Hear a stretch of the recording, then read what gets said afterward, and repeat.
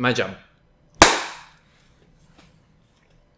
Hello everybody, this is the Mothership here with Hoffster. And today we are going to be building a computer for the 5,000 subscribers part 2 special, which is really kind of a 6,000 subscriber special, because we're at 5,941 subscribers.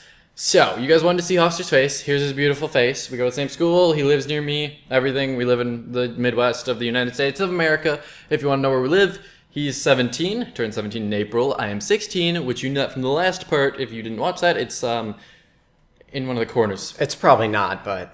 Anyway, here are the parts to the computer that we are about to build. We have the Silent Base 800 case, orange, which is going to be real quiet-like, so I can record videos better. We have the Intel i7 6700K processor down there. We have a Samsung 850 Pro 2TB hard drive for video storage. That's a huge selling point to this build for me. We have 16 gigs of 3000 megahertz DDR4 GSkill Ripjaws RAM, I think. That's the brand. A Z170A motherboard. A Strix GTX 1080 A8G 8GB card with RGB shiny lighting so I can make this build black and orange.